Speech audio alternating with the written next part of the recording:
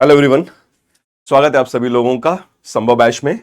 मैं आपका फैकल्टी जावेद हक और संभव बैच के प्रोफेसर रामशरण शर्मा के एंशिएंट इंडिया प्राचीन भारत की एनसीईआरटी सीरीज को आगे बढ़ाते हुए हम आज इस टेक्स्ट बुक से दो चैप्टर, दो अध्याय एक साथ क्लब करके ले रहे हैं, मिला करके ले रहे हैं, जिसमें से एक अध्याय है प्राचीन भारत में मौर्य साम्राज्य जो हुआ करता था उस पर, और फिर मौर्य साम्राज्य का महत्व पर। ये दो चैप्टर, दो अध्याय हम लोग एक साथ मिला करके ले रहे हैं। और प्राचीन भारत में एक ऐसा साम्राज्य बना जो अफगानिस्तान से लेकर के बांग्लादेश तक और कश्मीर से लेकर के कर्नाटक तक फैला हुआ था। और बस दक्षिण भारत का एक वो सुदूर दक्षिण का छोटा सा हिस्सा, जहां तीन दक्षिण भारत के राज्य राज करते थे, चोल, चेर या केरल पुत्र और पांड्य। इन तीन छोटे छोटे राज्यों को अगर छोड़ दें तो भारतीय उपमहाद्वीप का ऐसा कोई क्षेत्र नहीं बचा था जो मौर्य साम्राज्य के बाहर पड़ता हो।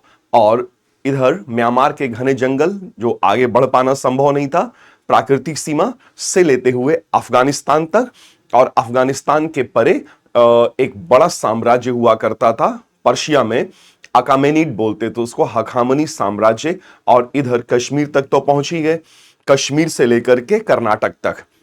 बस वो वही तीन छोटे छोटे जो राज्य थे ना, चेर, चोल और पांडे, और उन्हीं को मौर्य सम्राटों ने जीता नहीं और न ही अपने साम्राज्य में मिलाने का कोई प्रयास किया। ऐसा संभवतः इसलिए रहा होगा क्योंकि उनके साथ, उन छोटे छोटे राज्यों के साथ मौर्य साम्राज्य के महान सम्राटों का कूटनीतिक और मैत्री संबंध रहा होगा। इसी वजह से, इसी कारण से उन्होंने जीतना उचित नहीं समझा होगा। वरना जिसे हम बोलते हैं ना, कश्मीर से लेकर के कन्याकुमारी तक, तो वही बोलना होता, कश्मीर से लेकर कन्याकुमारी तक फैला हुआ। तो फिलहाल हेलो एस्पायरेंट्स, आपके सिविल सर्विसेज एग्जामिनेशन की इस जर्नी को डेस्टिनेशन तक पहुंचाने के लिए PW only IAS different types of batches available करा रहा है। संकल्प बैच 2026 के लिए है और साथ ही 2026 के लिए ही टाइटन डेडिकेटेड बैच है, और सृजन बैच 2025 को ध्यान में रख करके प्रिपेयर किया जा रहा है। और साथ ही इसमें prelims plus mains plus mentorship program एक साथ अवेलेबल होता है। प्रहार बैच 2025 के लिए है, जबकि यूपीएससी ऑप्शनल पर फोकस करने के लिए 2025 के एग्जामिनेशन के लिए ऑप्शनल सब्जेक्ट्स अवेलेबल हैं। और साथ ही प्रारंभ बैच एकदम प्रारंभ से 2027 को ध्यान में रख करके तैयार किया गया है यूपीएससी सिविल सर्विसेज एग्जामिनेशन के लिए। तो आप अपने प्रिपरेशन को डेस्टिनेशन तक पहुंचाने के लिए इन बैचेस में से कोई भी बैच या बैचेस ज्वाइन कर सकते हैं। हम ये पढ़ रहे हैं कि मौर्य साम्राज्य कश्मीर से लेकर के कर्नाटक के क्षेत्र तक फैला हुआ था, और इधर बांग्लादेश से अफगानिस्तान तक। और इस साम्राज्य का संस्थापक, इतने विशालकाय, इतने विस्तृत साम्राज्य के जो संस्थापक हुआ करते थे, वे थे चंद्रगुप्त मौर्य, जिन्होंने साम्राज्य की स्थापना प्रारंभ की 321 ईस्वी पूर्व के आसपास से लेकर के 298 ईस्वी पूर्व तक उन्होंने शासन किया। और उनके बाद उनके पुत्र एवं महान मौर्य सम्राट बिंदुसार ने शासन किया 298 ईस्वी पूर्व से लेकर के 273 ईस्वी पूर्व तक। और फिर अगले 4 वर्षों तक उत्तराधिकार का युद्ध हुआ, जिसमें अशोक, जो उस वक्त उज्जैनी के अवंती प्रांत की राजधानी उज्जैनी में वो रहा करते थे, और अवंती प्रांत के गवर्नर, प्रांतीय गवर्नर अशोक, उन्होंने उत्तराधिकार के उस युद्ध को जीता और अगले सम्राट बने। तो मौर्य सम्राट अशोक भारत के महानतम शासकों में शामिल किए जाते हैं। तो ये प्रथम 3 सम्राट जो मौर्य सम्राट थे, संस्थापक चंद्रगुप्त मौर्य, उनके बाद बिंदुसार, और बिंदुसार के बाद महान सम्राट अशोक, जिन्होंने 269 ईस्वी पूर्व से लेकर के 232 ईस्वी पूर्व तक शासन किया। और महानतम सम्राटों की, भारत ही नहीं विश्व के महानतम सम्राटों की श्रेणी में उन्हें गिना जाता है। तो ये प्रथम 3 सम्राट जिन्होंने मौर्य साम्राज्य को बुलंदियों तक, ऊंचाइयों तक पहुंचा दिया। हालांकि सम्राट अशोक जब 232 ईस्वी पूर्व में उनकी मृत्यु होती है तो अगले 50 वर्ष के भीतर ही भीतर इतना केंद्रीकृत, इतना विस्तृत और शक्तिशाली साम्राज्य बहुत तेजी से इसका डाउनफॉल हो जाता है, तेजी से इसका पतन हो जाता है। तो हम इसी अध्याय पर चर्चा कर रहे हैं, मौर्य साम्राज्य, history of the Mauryan empire, Maurya साम्राज्य का इतिहास और इसका महत्व। तो चलिए हम अपनी चर्चा को प्रारंभ करते हैं। अब देखिए, जब मौर्य साम्राज्य की स्थापना चंद्रगुप्त मौर्य ने की तो बैकग्राउंड में, पृष्ठभूमि में क्या चल रहा था? पृष्ठभूमि में था मगध का एक राज्य, मगध का राज्य जिसने उत्तरी भारत के एक बड़े हिस्से को अपने शासन के अधीन कर लिया था। और ठीक पहले वाले, चंद्रगुप्त मौर्य के ठीक पहले वाले जो शासक थे, जो इतने बड़े, देखिए ये वाले क्षेत्र पर शासन कर रहे थे, इतने बड़े क्षेत्र पर शासन कर रहे थे, वो धननंद थे। धननंद, मगध के राजा धननंद हुआ करते थे। और उत्तर पश्चिमी भारत में या पश्चिमोत्तर भारत में जब सिकंदर, अलेक्जेंडर सिकंदर ने आक्रमण किया था, तो जब सिकंदर यहां से कुछ क्षेत्र जीतने के बाद वापस लौट रहा था तो सिकंदर ने अपना वॉइसरॉय या प्रतिनिधि नियुक्त कर दिया था जिसका नाम सेलुकस निकेटार था। तो पश्चिमोत्तर भारत पर सेलुकस निकेटार का शासन था और इधर उत्तरी भारत के बड़े भाग पर धननंद का शासन था। और चंद्रगुप्त मौर्य को इन दोनों से ही मुकाबला, प्रतिस्पर्धा करनी थी, जिनके बिना मौर्य साम्राज्य की स्थापना संभव ही नहीं थी। तो मौर्य साम्राज्य की स्थापना के लिए चंद्रगुप्त मौर्य को दो बड़े शक्तिशाली शासकों से युद्ध करना पड़ा, जिसमें से एक थे धननंदा और दूसरे थे सेलुकस निकेटार। जो सेलुकस निकेटार वास्तव में चंद्रगुप्त मौर्य के जो प्रतिद्वंदी हैं पश्चिमोत्तर भारत में, तो सेलुकस निकेटार वो पश्चिमोत्तर भारत में सिकंदर के प्रतिनिधि के रूप में थे, जबकि स्वतंत्र शासक की हैसियत से उत्तरी भारत पर शासन कर रहे धननंद। तो अगर हम ऐतिहासिक पृष्ठभूमि में जाएं तो मौर्य साम्राज्य की स्थापना चंद्रगुप्त मौर्य ने लगभग 321 ईस्वी पूर्व में की। ठीक है, और उस वक्त नंद वंश का शासन था, मगध में नंद वंश का शासन था और धननंद का। इसके अलावा उत्तर पश्चिम भारत में सिकंदर के आक्रमण ने एक राजनीतिक शून्यता की स्थिति पैदा की थी।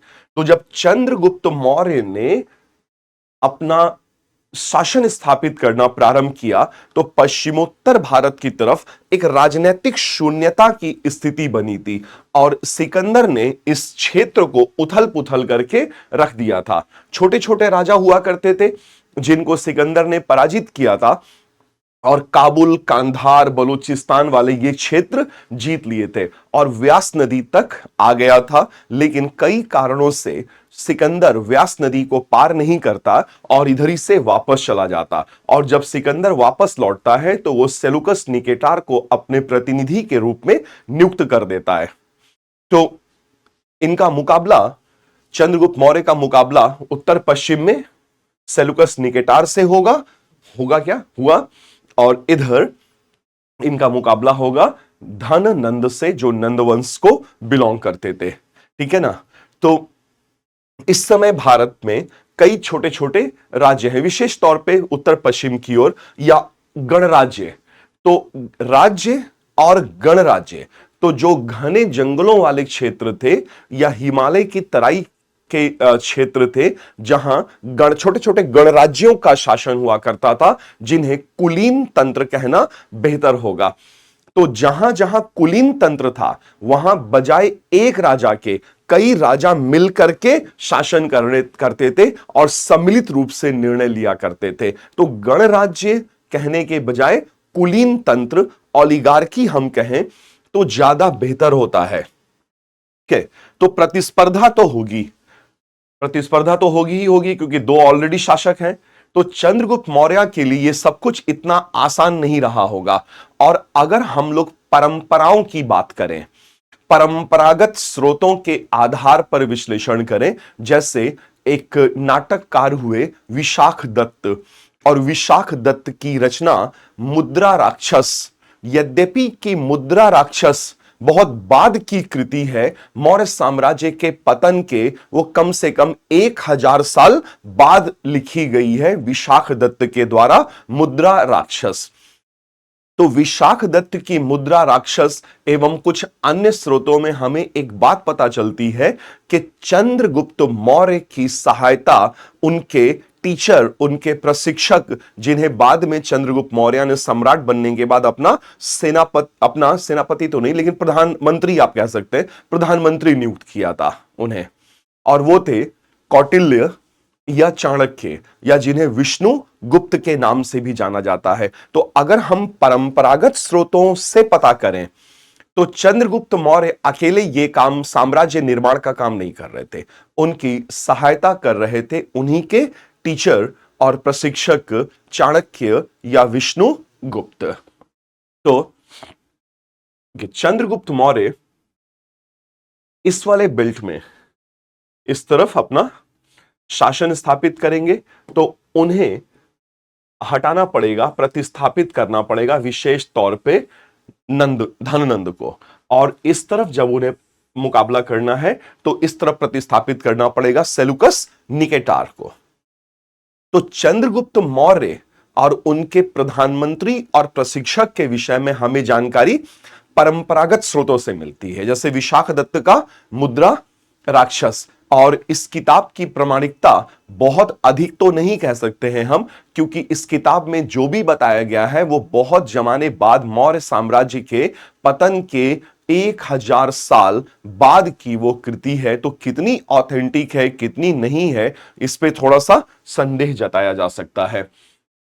तो इतने बड़े से राज्य को प्रतिस्थापित करके भारतीय इतिहास के सबसे बड़े और विशालकाय साम्राज्यों में से एक को स्थापित किया चंद्रगुप्त मौर्य ने, बांग्लादेश से लेकर के अफगानिस्तान तक और कश्मीर से लेकर के कन्याकुमारी नहीं, कर्नाटक तक, क्योंकि इस वाले बेल्ट में छोटा सा जो एरिया सुदूर दक्षिण का जो डीप साउथ है, तो डीप साउथ में एक तरफ चेर यानी कि केरल पुत्र, तमिलनाडु वाली तरफ चोल, और बीच में पांड्य, ये 3 राज्य थे। और मैंने जैसा कि आपको बताया कि इन 3 छोटे छोटे राज्यों के साथ मौर्य सम्राटों का कूटनीतिक एवं मैत्रीपूर्ण संबंध अवश्य ही रहा होगा, वरना इन्हें जीतना मौर्य सम्राटों के लिए बाएं हाथ का खेल होता, कुछ खास नहीं दम लगता जीतने में।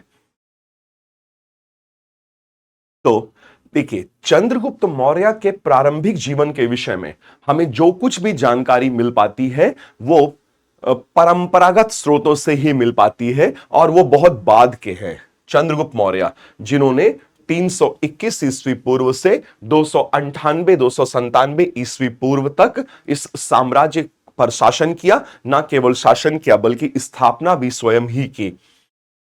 तो प्रारंभिक जीवन के विषय में पता चल रहा है विशाख दत्त की पुस्तक, विशाख दत्त की एक रचना मुद्रा राक्षस।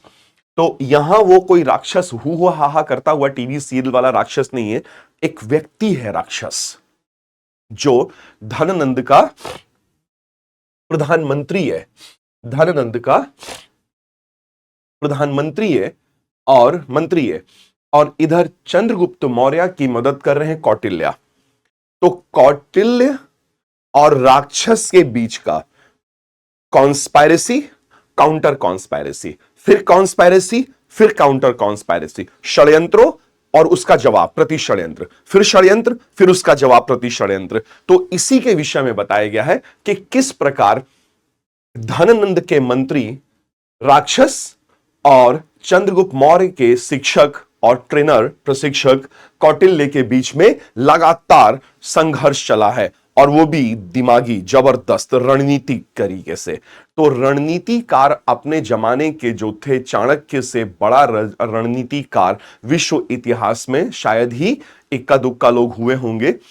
तो मुद्रा राक्षस व अन्य स्रोतों के अनुसार चंद्रगुप्त एक साधारण पृष्ठभूमि से थे। जैसे चंद्रगुप्त मौर्य के बारे में यूनानी इतिहासकार भी बताते हैं, जैसे जस्टिन नाम के एक यूनानी इतिहासकार हुए जिनकी किताब है इपीटॉमी, या फिर प्लूटार्क एक इतिहासकार हुए जिन्होंने प्लूटार्क्स लाइफ नामक एक किताब अपनी जीवनी लिखी। तो ये लोग बताते हैं कि सैंड्रोकोटस, तो ये लोग चंद्रगुप्त मौर्य को सैंड्रोकोटस कहकर संबोधित कर रहे हैं यूनानी। तो इन्होंने कहा, जस्टिन ने कहा कि चंद्रगुप्त मौर्य अर्थात वो उनका Sandrocottus, so he stated that Chandragupta Maurya belong to an ordinary family, कि चंद्रगुप्त मौर्य एक साधारण परिवार से संबंधित थे। और मुद्रा राक्षस वगैरह से पता चल रहा है, परंपरागत इधर भारतीय स्रोतों से, कि चाणक्य के मार्गदर्शन में प्रशिक्षित हुए और नंदों को हराने का संकल्प लिए हुए थे। नंदों को हराने का संकल्प लिए हुए थे चाणक्य। तो एक परंपरागत स्रोतों में एक कहानी है कि धननंद अपने दरबार में ब्राह्मण्स को बुला करके उनको गिफ्ट भी देता था, लेकिन उनकी इंसल्ट, उनकी बेइज्जती करता था। तो चाणक्य या कौटिल्य को भी उसने इंसल्ट करने की कोशिश की। चाणक्य को यह बर्दाश्त नहीं हुआ, उन्होंने प्रतिरोध कर दिया। तो धननंद ने कहा कि असाधारण शिक्षक, अपमान करते हुए असाधारण शिक्षक। तो कौटिल्य ने कहा कि धननंद, एक शिक्षक को साधारण समझने की भूल मत करना। प्रलय और निर्माण शिक्षक की गोद में पलते हैं, यानी कि शिक्षक चाहे तो प्रलय कर दे और शिक्षक चाहे तो निर्माण कर दे। दोनों ही शक्तियां टीचर्स के, शिक्षक के गोद में पलती हैं। ऐसा मैं नहीं कह रहा हूं, मैं तो साधारण व्यक्ति हूं। महान रणनीतिकार और शिक्षक चाणक्य कह रहे हैं, ठीक है ना। और तभी उन्होंने, ऐसा कहते हैं कि भरे दरबार में उन्होंने अपनी शिखा चुटिया खोल दी और कहा कि अब तो ये तभी बंधेगी जब मैं समूल जड़ सहित नंद वंश को उखाड़ के फेंक दूंगा। और फिर वो निकल जाते हैं पाटलिपुत्र की गलियों में। और फिर पाटलिपुत्र की गलियों में कुछ बच्चे राजा चोर सिपाही खेल रहे थे, जैसे हम लोग बचपन में कागज पर खेलते थे। राजा 2000, मंत्री 1500, सेनापति 500, सिपाही 100, ऐसे करके खेलते थे ना बचपन में। तो पता नहीं अब आप लोग खेलते हैं कि नहीं वो कागज पे, अब तो बदल गया बहुत कुछ, ठीक है ना। मैं जब छोटा था तो कागज पे चोर सिपाही इस तरह के मंत्री उंत्री वाला गेम खेला जाता था। तो वो बच्चे सचमुच में खेल रहे थे, तलवार तलवार, राजा राजा राजा, ये सब। तो चाणक्य या कौटिल्य ने देखा कि उसमें से जो बच्चा राजा बना वो बड़ा तेज तर्रार है, बड़ा बड़ा स्मार्ट बच्चा है और बड़े तेजी से कमांड देते हुए सारा कुछ मैनेज कर रहा। तो उन्होंने उस बच्चे को ले लिया, उनके माँ बाप से बोला इसको मैं प्रशिक्षित करूंगा। और फिर उन्होंने प्रशिक्षित किया उस बच्चे को। तो वही बच्चा चंद्रगुप्त मौर्य था। और अंततः चाणक्य ने चंद्रगुप्त मौर्य को प्रशिक्षित कर चंद्रगुप्त मौर्य के माध्यम से नंद वंश को समूल जड़ सहित उखाड़ के फेंक दिया। तो नंदों का पराभव हो गया, डाउनफॉल हो गया। और कौटिल्य की सहायता से चंद्रगुप्त मौर्य ने अंतिम नंद वंश के राजा धननंद को पराजित कर मौर्य साम्राज्य की स्थापना की, जबकि स्वयं धननंद बहुत अधिक शक्तिशाली व्यक्ति था, है ना। और पाटलिपुत्र को राजधानी बनाया गया, वहीं से शासन हो रहा है मगध। और दूसरा जो प्रतिद्वंदी है वो है सेलुकस निकेटार, जो सिकंदर का प्रतिनिधि है पश्चिमोत्तर भारत में। तो इस विषय में हमें जानकारी यूनानी स्रोतों से प्राप्त होती है, जैसे जस्टिन और प्लूटार्क आदि से प्राप्त होती है। और वो लोग बताते हैं कि सेलुकस निकेटार और सैंड्रोकोटस अर्थात चंद्रगुप्त मौर्य के बीच में युद्ध हुआ और एक संधि हो गई। युद्ध हुआ और एक संधि हो गई। बड़े चालाकी से इन यूनानी इतिहासकारों ने यह बताया ही नहीं है कि युद्ध का परिणाम क्या हुआ। युद्ध हुआ और संधि हो गई, जबकि ऐसा नहीं हुआ होगा। युद्ध हुआ होगा तो जीता होगा कोई। और हम इससे भी पता कर पाते हैं कि चंद्रगुप्त मौर्य जीते थे। कैसे पता कर पाते हैं कि संधि की शर्तें चंद्रगुप्त मौर्य के पक्ष में झुकी हुई हैं और मात्र 500 हाथियों के बदले काबुल, कांधार और बलूचिस्तान जैसे बड़े बड़े क्षेत्र, जेड्रोसिया, बलूचिस्तान, पेरिप्लस्टाई, काबुल जैसे बड़े बड़े क्षेत्र उन्होंने, सेलुकस ने चंद्रगुप्त मौर्य यानी कि सैंड्रोकोटस को सौंप दिए थे। इसके अलावा संधि की एक और शर्त है। वो ये है कि सेलूकस निकेटार ने अपने बेटी का विवाह, उसका नाम हेलेना मिलता है, या कार्नेलिया का विवाह चंद्रगुप्त मौर्य अर्थात सेंड्रोकोटस से कर दिया। उस जमाने में इस तरह के विवाह कि कोई अपने बेटी या बहन का विवाह जब कर देता था प्रतिद्वंदी से, तो माना जाता था कि वो हारा होगा, तभी ऐसा मैरिज होता था। तो ये इंडियन हिस्ट्री का पहला इंटरनेशनल मैरिज है, डॉक्यूमेंटेड, लिखित इंटरनेशनल मैरिज है। किसके किसके बीच का? चंद्रगुप्त मौर्य और हेलेना या कार्नेलिया, जो सेलूकस निकेटार की बेटी हुआ करती थी। तो यह पहला इंटर रिलीजियस और इंटर एम्पायर इंटरनेशनल मैरिज था इंडियन हिस्ट्री का। तो 500 हाथियों के बदले सेलूकस निकेटार ने चंद्रगुप्त मौर्य को काबुल, कांधार और बलूचिस्तान के बड़े बड़े क्षेत्र सौंप दिए और अपने पुत्री का मैरिज भी कराया, हेलेना या कार्नेलिया का। तो स्पष्ट हो जाता है कि चंद्रगुप्त मौर्य से इस मुकाबले में सेलूकस निकेटार की अवश्य ही पराजय हुई होगी।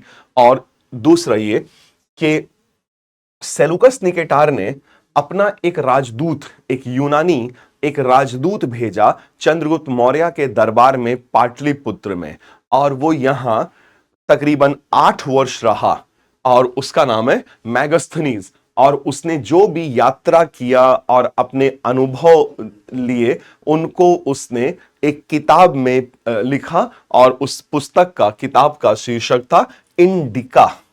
इंडिका, तो मैगस्थनीज की इंडिका। अब देखिए, ये इंडिका या फिर इंडिया, तो इंडिया दैट इज भारत, जो ये शब्द दिया गया है ना, तो इंडिया दैट इज भारत, ये अंग्रेजी शब्द नहीं है, अंग्रेजों ने नहीं दिया है हमें, ये हमें दिया है यूनानियों ने। India, Indus, Indus, Sindhu, India के। तो ये पुस्तक इंडिका मौर्य साम्राज्य के जानकारी का, विशेष तौर पे समाज, शासन, अर्थव्यवस्था, भारत का भूगोल, भारत की मिट्टी, नदियां, समुद्र, कई सारी चीजों की जानकारी का एक अति महत्वपूर्ण स्रोत रहा है। तो मैगस्थनीज की इंडिका की मदद से, कौटिल्य के अर्थशास्त्र की मदद से, और मुद्रा राक्षस जैसे अन्य स्रोतों, और सम्राट अशोक के पत्थर और खंभों पर लिखवाए गए लेखों के माध्यम से हम मौर्यों के इतिहास और उनके महत्व के विषय में जान पाते हैं।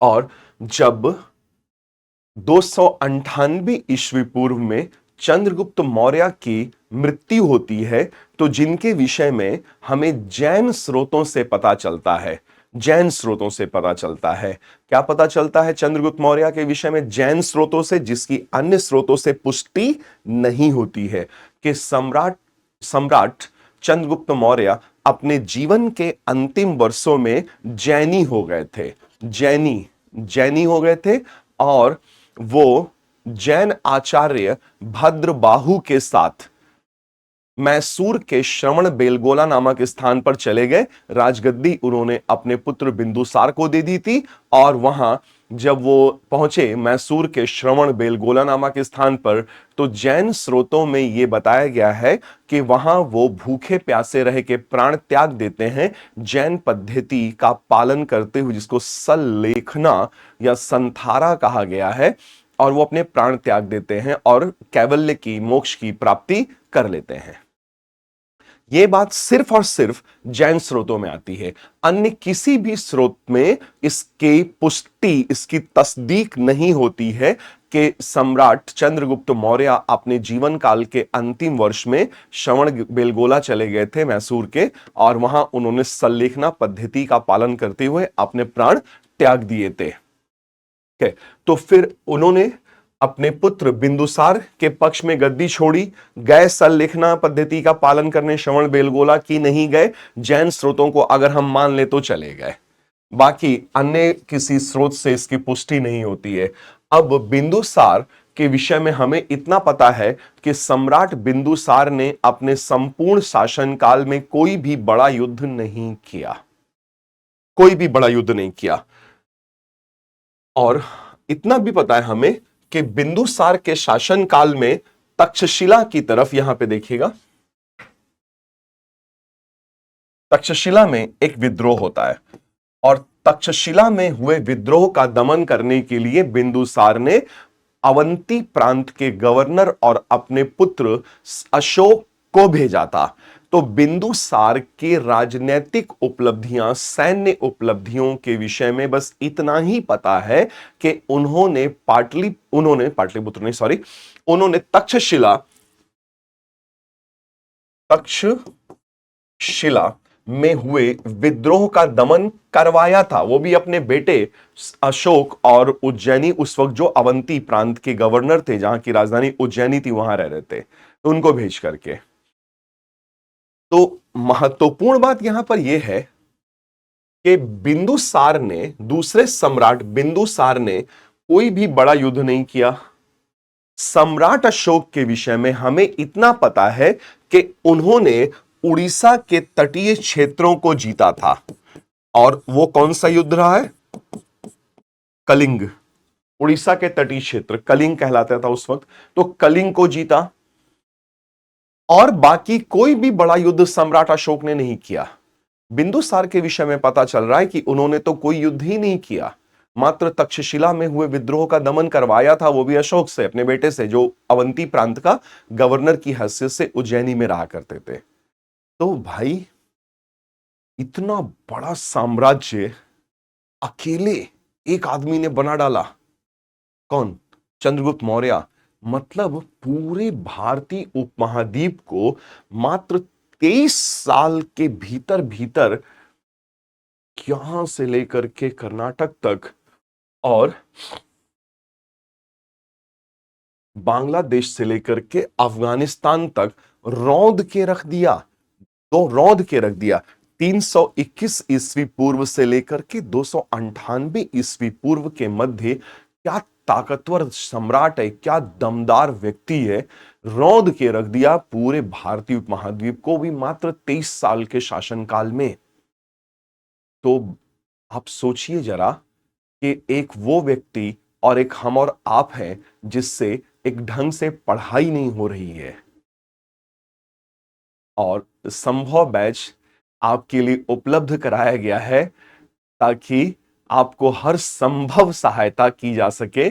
मिनिमम कॉस्ट या ऑलमोस्ट नेग्लिजिबल, कुछ भी इसका वो नहीं है, कॉस्ट नहीं पड़ता है। उसके बाद भी संभव बैच की सहायता से अगर आप नहीं पढ़ पाएंगे तो सोचिए कितनी अजीबोगरीब बात होगी आपके लिए कि एक वह सम्राट जिसने रौंद के रख दिया पूरे भारतीय उपमहाद्वीप को एक जमाने में, और इतना बड़ा साम्राज्य बनाया, और आप एक एग्जाम की अच्छे से तैयारी नहीं कर रहे हैं, तो फिर तो धिक्कारी हो जाएगा ना, बेकार हो जाएगा ना मामला।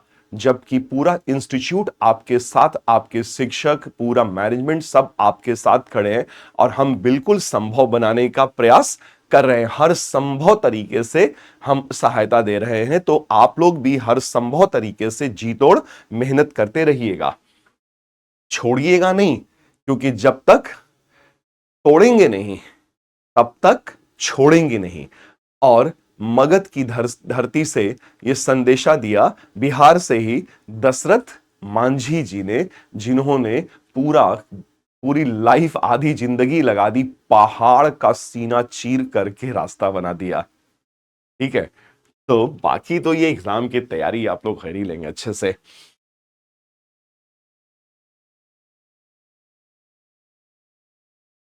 तो बिंदुसार, और फिर बिंदुसार 273 ईस्वी पूर्व में प्रतिस्थापित होते हैं, और बिंदुसार के गद्दी छोड़ने और अगले सम्राट के बनने, अशोक के सम्राट बनने के बीच में 4-5 साल का गैप आता है। मतलब कोई सम्राट नहीं है इस वक्त, यानी कि एक तरीके से वॉर ऑफ सक्सेशन या उत्तराधिकार का युद्ध चल रहा है। और उत्तराधिकार के इस युद्ध में अशोक ने, उनको पहले से लाभ प्राप्त है क्योंकि वो अवंती के गवर्नर हैं, और अवंती के गवर्नर की हैसियत से उनके पास अवश्य ही ताकत बहुत रहा होगा। तो अशोक ने अपने बाकी भाइयों को मार गिराया और मार करके सम्राट की पदवी हासिल की, गद्दी पर बैठे। यह बात हमें कौन बता रहा है? ये बात हमें बौद्ध ग्रंथ बताते हैं। तो बौद्ध ग्रंथों से, बौद्ध स्रोतों से हमें यह पता चलता है कि सम्राट अशोक जब सम्राट नहीं थे, राजकुमार थे और अवंती के गवर्नर थे, तो वो चंड अशोक थे, चंडाशोक, यानी कि निर्दयी अशोक, क्रूअल क्रूअल अशोक। हालांकि ये बात बौद्धों ने कुछ ज्यादा बढ़ा चढ़ा के बता दिया है कि बहुत क्रूअल थे और 99 भाइयों के हत्यारे थे, तो वो संभव नहीं है। 99 भाई, अगर 99 भाई प्लस एक सम्राट अशोक, तो यही 100 हो गए, तो 60-70 बहनें भी रही होंगी। क्या चल रहा है भाई? ऐसा थोड़ी होता है। तो ये जो 99 भाइयों का हत्यारा बताया जा रहा है सम्राट अशोक को, बौद्ध लेखकों के द्वारा ये सिर्फ ये साबित करने के लिए बताया जा रहा है कि जब सम्राट अशोक बौद्ध नहीं थे तो बड़े निर्दयी थे, और एक बार जब वो बौद्ध हो गए तो बड़े शांत हो गए और शांति के मार्ग पर चलने लगे और नैतिक आचार संहिता, धम्म नीति का पालन करने लगे। तो ये एक तरीके से समझ में आता है कि बौद्ध लेखक कुछ ज्यादा ही निर्दयी दिखा रहे हैं सम्राट अशोक को, जितने की वो थे नहीं। और ये भी बता दिया मनगढ़ंत तरीके से कि 99 भाइयों के हत्यारे थे सम्राट अशोक। तो कलिंग विजय, तो सम्राट अशोक ने, मैंने आपको बोला, एक ही युद्ध किया अपने शासनकाल में, उड़ीसा के तटीय क्षेत्रों को जीता, कलिंग की विजय की। तो सम्राट अशोक ने अपने खुद के संदेशे में बताया, जो उन्होंने पत्थर पे लिखवाया ना, तो पत्थर वाले संदेश जिनको बोलते हैं शिलालेख, तो उन्होंने 13वें मुख्य शिलालेख में यह बात बताई है, 13वें मुख्य शिलालेख में यह बात बताई है। 13वां मैसेज है, चट्टान पे लिखवाया गया 13वां मैसेज, मुख्य शिलालेख। तो वो कहते हैं कि मैं अपने शासन काल के 8वें वर्ष, यानी कि गद्दी पे बैठने के 8वें वर्ष, उन्होंने, सम्राट अशोक ने गद्दी पर बैठने के 8वें वर्ष, तो 8वें वर्ष में, या 8 वर्ष पूरा हो गया होगा 9वें वर्ष में, उन्होंने कलिंग पर हमला किया और कलिंग को जीत करके अपने साम्राज्य में मिला लिया। और कलिंग मौर्य साम्राज्य का एक प्रांत बन गया, जिसकी राजधानी बनाई गई तोसली, प्रांतीय राजधानी तोसली बनाई गई। लेकिन इस युद्ध में ना, कलिंग युद्ध में, सम्राट अशोक ने अपने मैसेज में बताया कि बहुत ढेर सारे, हजारों लोग पकड़ लिए गए, सैकड़ों लोग मार दिए गए। तो ये जो मार काट जो हुई ना, इससे सम्राट अशोक के मन पे बड़ा ही प्रभाव पड़ा, बड़ा कष्ट, बड़ी कष्ट और पीड़ादायक स्थिति हो गई थी उनके लिए। और वो अब एकदम मानसिक रूप से परेशान थे, तो उन्हें मानसिक शांति की तलाश थी। तो उन्होंने सोचा कि शैव धर्म को छोड़ करके, अशोक जब बौद्ध नहीं थे तो वो भगवान शिव के उपासक थे, तो उन्होंने शैविज्म छोड़ करके बुद्धिज्म अपना लिया, बौद्ध धर्म को अपना लिया था। तो कलिंग युद्ध के 2-2.5 साल के बाद सम्राट अशोक बौद्ध हो जाते हैं। मतलब बौद्ध तो हो ही गए थे, एक साधारण उपासक के तौर पे रहते हैं। और इसी के बाद फिर सम्राट अशोक की नीति में बदलाव आता है और वो युद्ध की नीति को त्याग देते हैं और धम्म की नीति का पालन करना प्रारंभ कर देते हैं। तो धम्म नीति का पालन करने से यहां तात्पर्य यह है कि अच्छी अच्छी बातों को फैलाना और लोगों तक पहुंचाना। तो नैतिक आचार संहिता, तो अशोक की जो धम्म नीति है, जो वो कलिंग युद्ध के बाद प्रचार करना प्रारंभ करते हैं, तो ये जो धम्म नीति है, ये वास्तव में अच्छी अच्छी बातों को फैलाने के लिए, नैतिक आचार, इसे हम नैतिक आचार संहिता समझते हैं कि अशोक की धम्म नीति नैतिक आचार संहिता है। तो अशोक ने विजय के बाद एक नैतिक शासन का रास्ता अपनाया और भेरी घोष, युद्ध घोष को त्याग दिया और सांस्कृतिक विजय को, धम्म घोष की नीति अपना लिया, सांस्कृतिक विजय की नीति को अपना लिया था। और मौर्य साम्राज्य जाना गया अपने बेहतरीन और केंद्रीयकृत शासन प्रणाली के लिए, केंद्रीकृत नौकरशाही। तो मौर्य साम्राज्य की एक बड़ी महत्वपूर्ण विशेषता थी कि इनकी बहुत ही सक्षम नौकरशाही व्यवस्था थी। जैसे भारत सरकार एक सक्षम नौकरशाही पर आधारित है जिसकी तैयारी आप लोग कर रहे हैं। आप नौकरशाह बनेंगे, ब्यूरोक्रेट बनेंगे। तो मौर्यों में एक सक्षम नौकरशाही हुआ करती थी और मौर्य साम्राज्य अपने केंद्रीयकृत शासन के लिए जाना जाता था। केंद्रीकृत प्रशासनिक ढांचा यानी कि शक्ति का केंद्रीकरण बहुत अधिक था और लगभग समस्त शक्तियां सम्राट के ही हाथों में सिमटी हुई रहती थी। तो मौर्य प्रशासन अत्यधिक केंद्रीकृत प्रशासन था और कौटिल्य के अर्थशास्त्र में एक जटिल नौकरशाही प्रणाली का वर्णन किया गया है।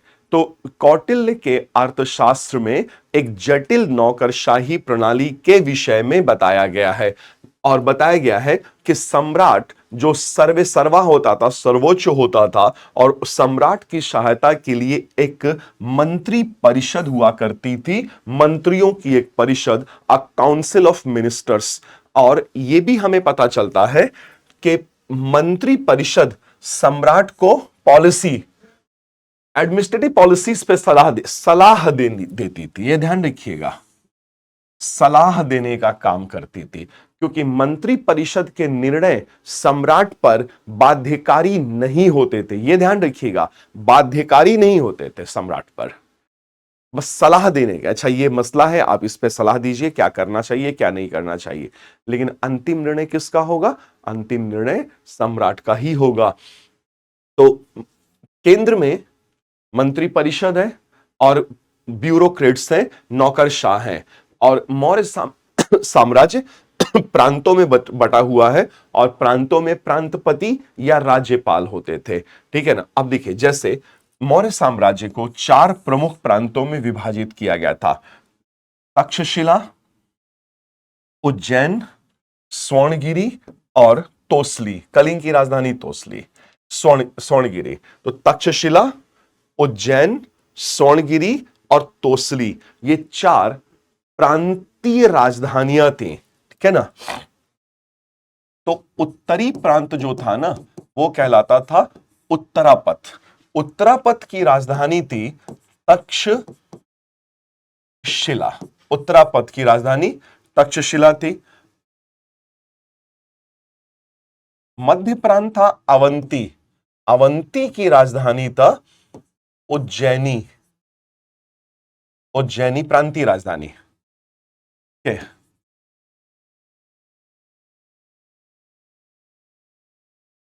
जो दक्षिण का प्रांत था, दक्षिणापथ, इसकी राजधानी थी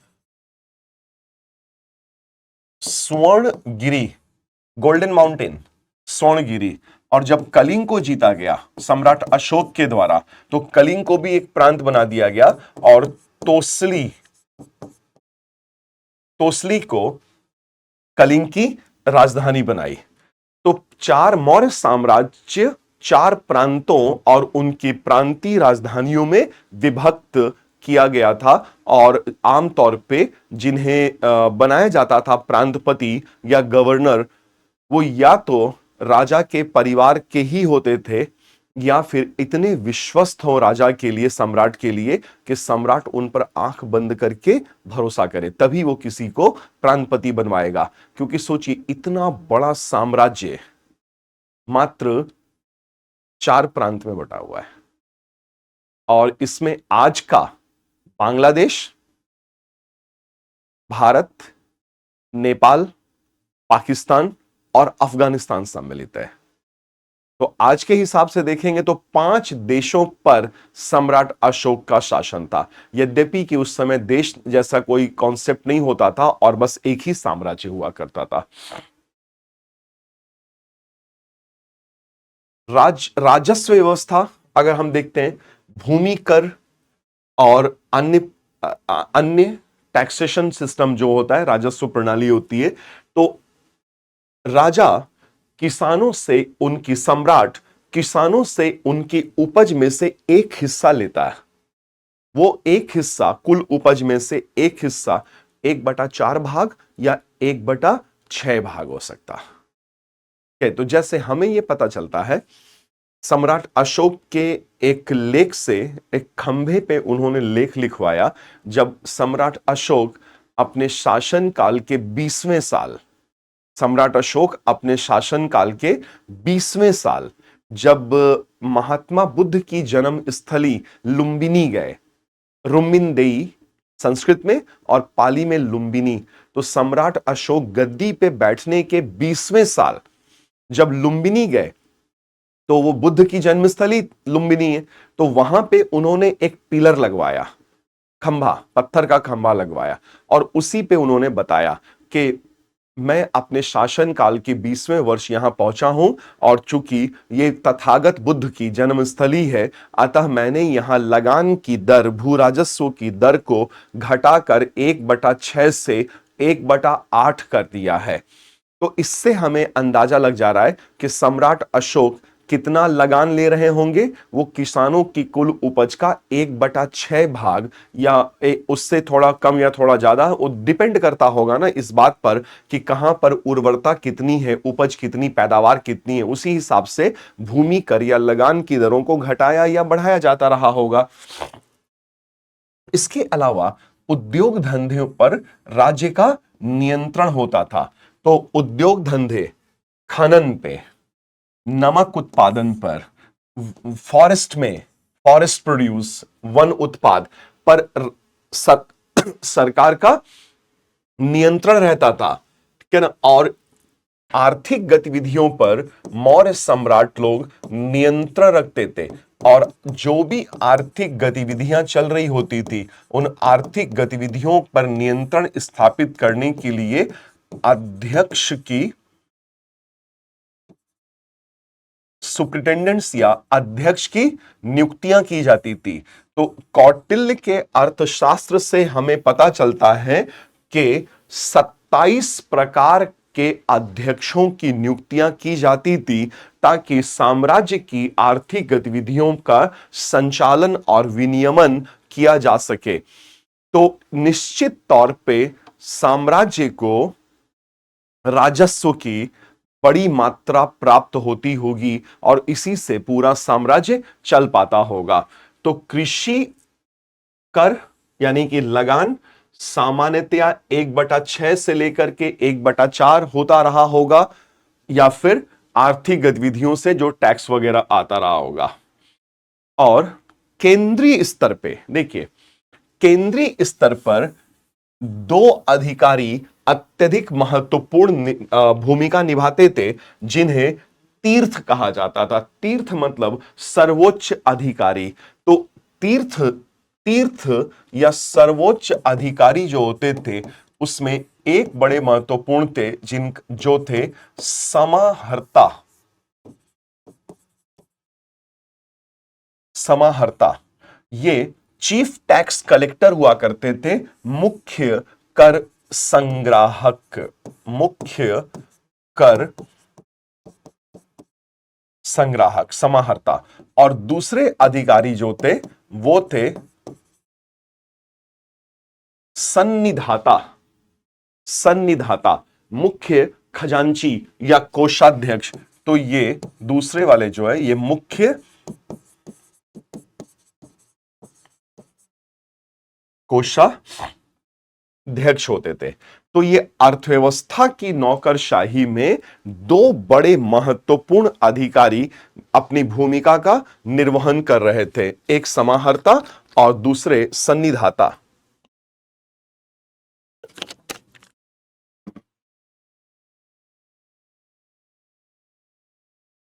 और अगर हम सैन्य संगठन और गुप्तचर या जासूसी की चर्चा करें, तो मौर्य सेना निश्चित तौर पे बहुत बड़ी सेना रही होगी।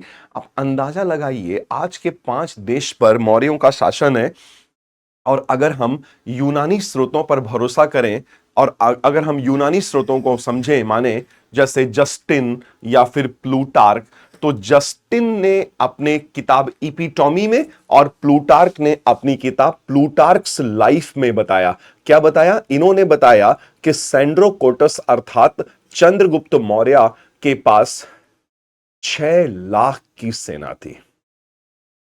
6 लाख की सेना। और जस्टिन ने बोला कि 6 लाख की सेना के साथ सैंड्रोकोटस ने संपूर्ण भारतवर्ष को रौंद कर रख दिया था। तो इतना बड़ा साम्राज्य, तो उतनी ही विशालकाय सेना तो निश्चित तौर पे रही होगी। तो अगर हम ये मान भी ले कि 6 लाख की संख्या बढ़ा चढ़ा करके बताई गई होगी और घटा के आप आधा भी कर दीजिए तो 3 लाख बची।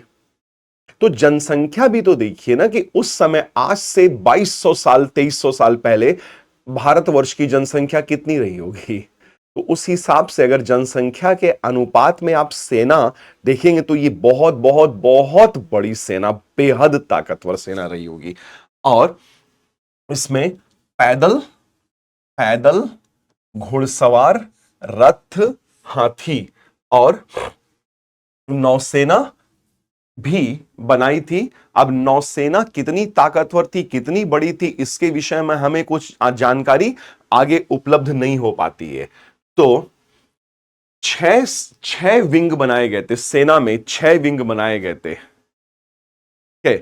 6 अलग अलग समितियां बनाई गई थी और हर में 5 सदस्य होते थे। तो और इसी प्रकार गुप्तचर और जासूसी, तो गुप्तचर तो रखने ही पड़ेंगे। इतना बड़ा साम्राज्य है कि साम्राज्य के चप्पे चप्पे की खबर, पल पल की खबर रखनी होगी और उसके लिए जासूस एस्पाइनिश सिस्टम था इनका, जासूस नियुक्त किए जाते थे, गुप्तचर। तो कौटिल्य ने शासन के लिए गोपनीयता और खुफिया जानकारी पर जोर दिया था और बताया कि सम्राट को अपने साम्राज्य में चल रही हर एक गतिविधि के विषय में जानकारी होना चाहिए। तो कौटिल्य ने अर्थशास्त्र में यहां तक स्पष्ट रूप से बोला है कि अगर गुप्तचर रात के एकदम अंधेरे में 2 बजे रात को भी खटखटाए ना सम्राट का दरवाजा, तो सम्राट को तुरंत गुप्तचर से मिलना होगा कि क्या मामला है भाई, कौन कितने रात में कैसे चले आए, क्या गड़बड़ी होगी साम्राज्य में, क्या क्या खबर लाए हो गुप्तचर के। तो गुप्तचर 2 प्रकार के होते थे, एक संस्था गुप्तचर। संस्था गुप्तचर एक स्थान पर रहकर गुप्तचरी जासूसी करते थे। संस्था के मोहल्ले में पान की दुकान खोल के पान की दुकान खोल के पान लगाएगा और आते जाते हर एक गतिविधि पर निगाह रखेगा और सूचना पहुंचती रहेगी। सीक्रेट एजेंट टाइप का रोल प्ले करते थे, लेकिन एक जगह पे टिक करके। और दूसरे प्रकार के जासूस होते थे जिन्हें संचरा कहते थे। संचरा जासूस टाइगर जिंदा है टाइप का जासूस होता है कि अब एक था टाइगर जिंदा है, तो टाइगर भी सोच रहा है जंगल में कि यार यही सब लोग जब टाइगर हैं तो मैं कौन हूं फिर, बिना बात के मेरे को टाइगर बोल रहे, कोई कह रहा है कि मैं टाइगर हूं, कोई कह रहा है, किसी के नाम में ही म्याऊ श्रॉफ लगा हुआ है, तो कुछ अपना अपना सब लोग बता रहे हैं। टाइगर सोच रहा भाई मैं कौन यार। तो संस्था और संचरा, तो संचरा जो जासूस थे ना वो एक स्थान पे नहीं रहते थे, ये स्थान स्थान पर घूम घूम कर, जैसे टाइगर है ना, कभी सीरिया में, कभी लेबनान में, कभी टर्की में, कभी कहीं घूम घूम के अपनी जासूसी कर रहे हैं और दुश्मनों को, भारत के दुश्मनों को मार रहे हैं, खत्म कर रहे हैं, रेस्क्यू ऑपरेशंस कर रहे हैं। ये उसी तरीके के होते थे, ठीक है। तो संस्था और संचरा नाम के जासूस। और मैंने आपको जैसे बताया कि कलिंग युद्ध हुआ, सैकड़ों लोग मार दिए गए, जिससे सम्राट अशोक को अत्यधिक दुख और पछतावा हुआ और उन्होंने युद्ध की नीति का त्याग कर दिया और सांस्कृतिक विजय की नीति का पालन करना प्रारंभ कर दिया। और एक बड़ी महत्वपूर्ण बात है, देखिए, युद्ध नीति का त्याग सम्राट अशोक ने तो जरूर किया, लेकिन यहां पे आइए, युद्ध नीति का त्याग किया क्योंकि, और विशेष तौर पे ये थोड़ा राजनीतिक मसला लगता है, क्योंकि युद्ध नीति का त्याग उन्होंने तब किया जब कलिंग को जीत लिया। और अब चूंकि ऐसा लग नहीं रहा है कुछ कि भाई जीतने के लिए क्या बचा ही नहीं है, जीतने के लिए बचा नहीं रह गया है। और इन 3 के साथ मैत्रीपूर्ण कूटनीतिक संबंध थे। इधर अब आप जाएंगे नहीं, बर्मा के घने जंगल है, इधर जाएंगे तो हखामनी साम्राज्य है, इधर आप जा नहीं सकते, इधर है ही ऑलरेडी, इधर कहां जाएंगे, इधर कहां जाएंगे। तो प्राकृतिक सीमाएं तो टच कर गई हैं, नेचुरल बाउंड्रीज। और इधर अगर आप जाएंगे तो वो एक बहुत ही ताकतवर साम्राज्य, वहां से मौर्यों के जितना हखामनी साम्राज्य है, बहुत पावरफुल था वो भी। तो फिर यहां तो बैलेंस ऑफ नॉर्थ वेस्ट में तो बैलेंस ऑफ पावर है, इधर बैलेंस ऑफ पावर चल रहा है। तो अब जीतने के लिए कुछ रहा ही नहीं है। तो जब जीतने के लिए कुछ नहीं रह गया तो सम्राट अशोक ने सोचा होगा ठीक है यार, सांस्कृतिक विजय की नीति का पालन करते हैं, तो युद्ध नीति का त्याग कर दिया गया। तो क्या लगता है आप लोगों को, कमेंट में बताइए, कमेंट बॉक्स में बताइएगा कि युद्ध नीति का सम्राट अशोक ने त्याग किया तो क्या यह राजनीति से प्रेरित था या फिर सचमुच में सम्राट अशोक अच्छी अच्छी बातों को फैलाना चाहते थे, या दोनों ही मुद्दा, राजनीति से भी कुछ प्रेरित और कुछ ये भी है कि चलो अब जीतने के लिए कुछ खास बचा नहीं रह गया है, कुछ खास क्या कुछ ही नहीं बचा रह गया है, तो अच्छी अच्छी बातें लोगों को बताते हैं, मोरल कोड ऑफ कंडक्ट के लिए प्रेरित करते हैं ताकि लोग सही रास्ते पर रहें, सच्चाई का पालन करें, ईमानदारी का पालन करें, अच्छे से टैक्स दें, साम्राज्य में लड़ाई झगड़ा ना करें, मिलजुल करके रहें, बच्चे माँ बाप का आदर करें, माँ बाप बच्चों को प्यार करें, प्रजा राजा को प्यार करे, राजा प्रजा की देखभाल करे, तो साम्राज्य में स्थिरता, विधि व्यवस्था बनी रहेगी। बताइएगा जरूर, अपने अपना दृष्टिकोण बताइएगा कि इतिहासकारों का तो ये हो गया, आप लोग क्या सोचते हैं इस मुद्दे पर। तो सम्राट अशोक, गुप्तचर और जासूसी, धम्म नीति, तो अशोक का धम्म यानी कि नैतिक आचार विचार, नैतिक आचार संहिता और धार्मिक नीतियां। और सम्राट अशोक उसी कलिंग युद्ध के बाद तय करते हैं कि वो शैविज्म छोड़ करके बुद्धिज्म में आ जाएंगे, तो शायद उससे उन्हें मन की शांति प्राप्त होगी। और कलिंग युद्ध के बाद अशोक ने बौद्ध धर्म अपनाया और धम्म नीति को, नैतिक आचार संहिता को फैलाने का कार्य किया। उनका धम्म, ये बहुत महत्वपूर्ण बात है, देखिएगा, धम्म एक नैतिक आचार संहिता, इसको बोलते हैं code of conduct related to morality, नैतिकता से जुड़ी हुई बातें जो दया, अहिंसा, सभी के प्रति सम्मान पर आधारित थी। और हम ये बहुत सारी बातें सम्राट अशोक के विषय में जान पाते हैं क्योंकि उन्होंने खुद अपने संदेशे को पत्थर के बने हुए खंभों पर, बड़ी खूबसूरती से बनाए गए खंभों पर या शिलाओं पर लिखवाया।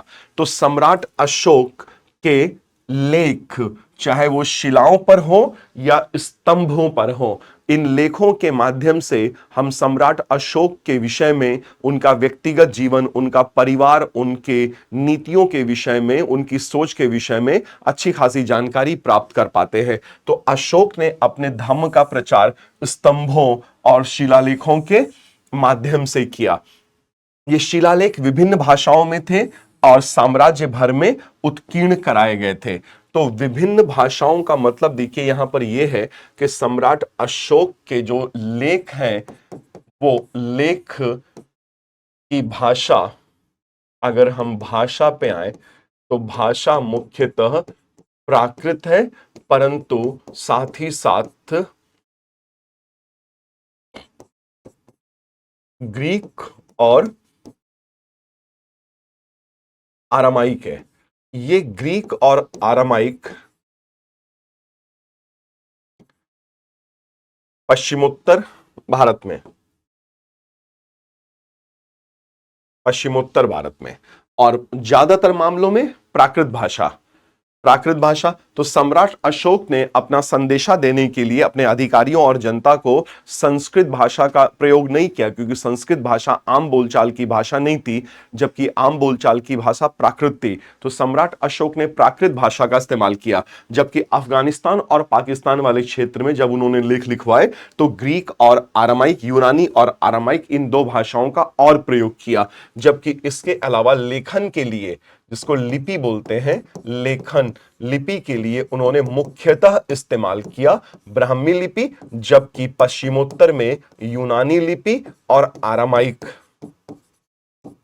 के साथ साथ खरोष्ठी लिपियों का प्रयोग किया। खरोष्ठी, तो ग्रीक, आरामाइक और खरोष्ठी ये पश्चिमोत्तर भारत के लिए लिपियां और बाकी शेष भारत के लिए ब्राह्मी लिपि। तो अशोक के लेख 3 भाषाओं में, प्राकृत, ग्रीक और आरामाइक, और 4 लिपियों में, ब्राह्मी, खरोष्ठी, ग्रीक और आरामाइक। तो ग्रीक भाषा भी है और ग्रीक लेखन शैली भी है, आरामाइक भाषा भी है और आरामाइक लेखन शैली भी है। ठीक है।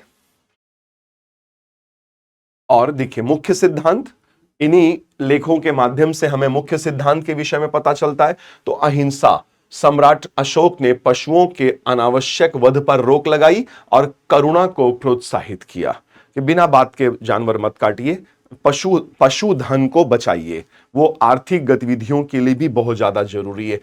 धार्मिक सहिष्णुता होनी चाहिए, लोग मिलजुल करके रहने चाहिए, विभिन्न धर्मों के बीच आपसी सम्मान का समर्थन किया। अशोक ने कुएं खुदवाए, विश्राम गृह लगवाए, चिकित्सा सुविधाओं का निर्माण किया और अच्छी अच्छी बातों को, नैतिक आचार संहिता, धम्म को फैलाने के लिए अधिकारियों की नियुक्ति की, जिन्हें धम्म महामात्य कहा गया, जो इन सिद्धांतों के पालन को सुनिश्चित कराते थे, लोगों तक पहुंचाते थे, सुनिश्चित करवाते थे। और धार्मिक प्रचार गतिविधियां, धर्म का प्रचार भी किया। सम्राट अशोक बौद्ध हो गए तो उन्होंने बहुत सारे बौद्ध संतों को, अपने लोगों को दूर दराज के क्षेत्रों में भेजा ताकि महात्मा बुद्ध के संदेशों को दुनिया तक पहुंचाया जा सके। और स्वयं उन्होंने, इनके एक बेटे थे महेंद्र और बेटी थी संघमित्रा, और महेंद्र बौद्ध भिक्षु थे और बेटी जो संघमित्रा थी बौद्ध भिक्षुणी थी। इन दोनों को उन्होंने पीपल के पेड़ की टहनी दी, बोधि वृक्ष, पीपल का पेड़, जिसके नीचे स्वयं सिद्धार्थ गौतम महात्मा बुद्ध कहलाए थे जब उन्हें ज्ञान की प्राप्ति हुई थी। तो वो दोनों को उन्होंने, अपने बेटे बेटी को, महेंद्र और संघमित्रा को शाखा दी बोधि वृक्ष के, पीपल की टहनी। बोले आप इसको लेकर के आप दोनों भाई बहन चले जाओ श्रीलंका और वहां जाकर के बौद्ध धर्म का प्रचार और प्रसार करो। तो बौद्ध धर्म का प्रचार प्रसार करने में सम्राट अशोक ने अति महत्वपूर्ण भूमिका निभाई थी। और देखिए, अगर हम मौर्य कला और वास्तुकला पर आए तो अशोक, सम्राट अशोक के ये स्तंभ, तो सम्राट अशोक ने इस प्रकार के प्रस्तर स्तंभ बनवाए और अपने साम्राज्य में कई जगहों पर लगवाए गढ़वाए। और ये जो भाग है इसको शाफ्ट बोलते हैं, या स्तंभ का मुख्य भाग, इसी पर सम्राट अशोक अपने संदेशों को उत्कीर्ण करवा देते थे, खुदवा देते थे। तो पक्की जानकारी हमें मिल जाती है। तो अशोक के स्तंभ मौर्य कला के सबसे उत्कृष्ट उदाहरण है। और सबसे महत्वपूर्ण बात यह कि ये जो भी प्रस्तर स्तंभ मिले हैं, ये बड़े शानदार तरीके से पॉलिश करके चमकाए गए। जैसे पत्थर को घिस के चमकाया जाता है ना, संगमरमर वगैरह जो घरों में लोग लगाते हैं, उसी तरह से इन स्टोन पे पॉलिशिंग की गई है और ये बड़ी शानदार पॉलिशिंग है। और सोचिए कि 2200 2250 साल गुजर गए और सारी की सारी स्टोन पॉलिश वैसी की वैसी ही, जैसा लगता है कि चमक रहे हो, अभी ताजा ताजा पॉलिश लगाया गया। इतना बढ़िया कि आप उसमें अपना चेहरा देख लो। कभी सारनाथ आइए, सारनाथ बनारस आना होगा, बताइएगा, साथ में घूमेंगे हम लोग, सारे ऐतिहासिक जानकारियां वहीं पे ऑन द स्पॉट, एकदम ग्राउंड जीरो पे डिस्कस कर लिया जाएगा। ठीक है ना। तो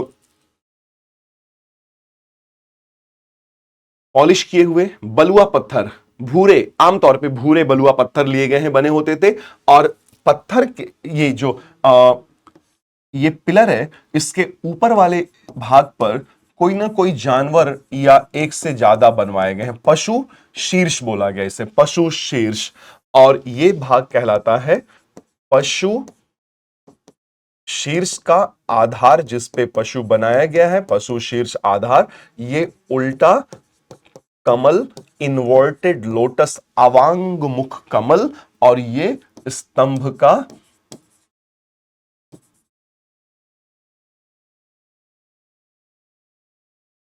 मुख्य भाग, जिस पे लेख, इसी पे मुख्य भाग पर ही लेख लिखवाया गया। ठीक है। इसके अलावा सम्राट अशोक ने बौद्ध धर्म से संबंधित स्तूपों का निर्माण भी करवाया, जिसमें बौद्ध अवशेष रखे जाते थे। बौद्ध अवशेष, जैसे महात्मा बुद्ध की चिता जली, और महात्मा बुद्ध की चिता जली तो राख बचा, शारीरिक अवशेष बचे। तो उन शारीरिक अवशेषों का एक भाग सम्राट अशोक को प्राप्त हुआ कहीं से, और सम्राट अशोक ने महात्मा बुद्ध के वो राख अपने साम्राज्य के बड़े बड़े शहरों में भिजवा दिया और बोला कि इन राख को जमीन में रख करके उन पे अर्धगोलाकार गुंबदीय संरचना बनाया जाए, जिन्हें थूप या स्तूप की संज्ञा दी गई। देखिए, इस प्रकार के स्तूप बनवाए सम्राट अशोक ने। और हम ये जानते हैं, ये आपने देखा भी है बहुत सारे किताबों में, हो सकता हो कि आप वहीं के हों, अभी हम लोग जो पढ़ रहे हैं तो आप शायद भोपाल के आस हो या भोपाल के आसपास के रहने वाले हों, या आप में से बहुत सारे लोग मध्य प्रदेश के निश्चित तौर पे होंगे ही होंगे। तो कमेंट बॉक्स में आप लोग बताते भी रहते हैं कौन कहाँ का है, कौन कहाँ का नहीं है। तो अगर सांची के आसपास का है कोई, या सांची को आपने देखा है इस स्तूप को, और ऐसी कोई खास बात जो लोकली बताई जाती है, आमतौर पे कभी वो किताबों में नहीं आ पाती, तो वो सब बातें भी आप लोग जरूर बताइएगा, शेयर करिएगा। हाँ, जानकारियां बढ़ती हैं आपस में अच्छी बातें शेयर करने से। तो ये सांची का स्तूप है, और ये सांची का स्तूप महात्मा बुद्ध के